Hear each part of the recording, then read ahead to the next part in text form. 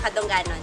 Sa ating nakarang episode, gumawa tayo ng simple earrings sa pinakasimple at pinakamadaling paraan lamang.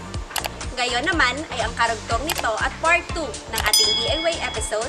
Ito ay ang handmade dangling earrings. Siguradong may idea na kayo dahil alam nyo na rin kung paano gawin ang basic nito. Kaya, huwag na nating patagalin pa. Samahan nyo lang kami at sundan lamang ang nasa video.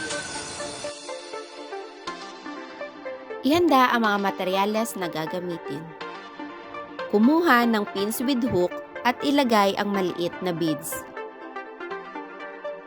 Ikat at gumawa ng loop gamit ang flat or round nose wire.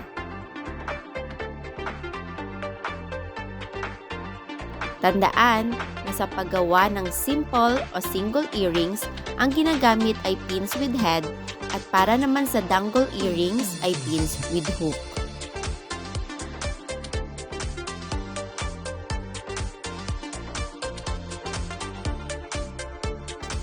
I-open ang unang ginawang loop at ilagay ang malaking beads. Depende po sa inyo kung anong disenyo ang inyong gagamitin sa ilalim.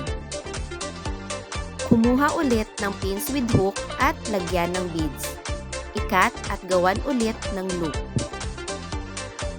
Tulad sa unang proseso, i-open ang loop at idugtong ulit ang una nating ginawa at i-close ang loop. Same process lang po, kumuha ulit ng pins with hook at ilagay ang panghuling beads. Ikat at gumawa ng loop at pagkatapos, idugtong lang ulit sa mga ginawa natin. Kumuha ng ear hook, i-open at ikabit ito para sa panghuling proseso.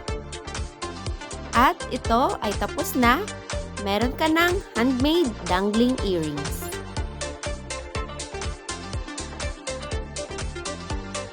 Masayang magbigay ng dagdag kaalaman sa paggawa ng simple at kakaibang bagay.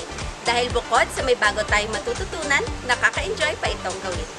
Sa muli, ako si Rayan at maraming salamat po mga katungganon sa patuloy ninyong panonood at pagsuporta sa ating NWTF Client Services Department YouTube channel.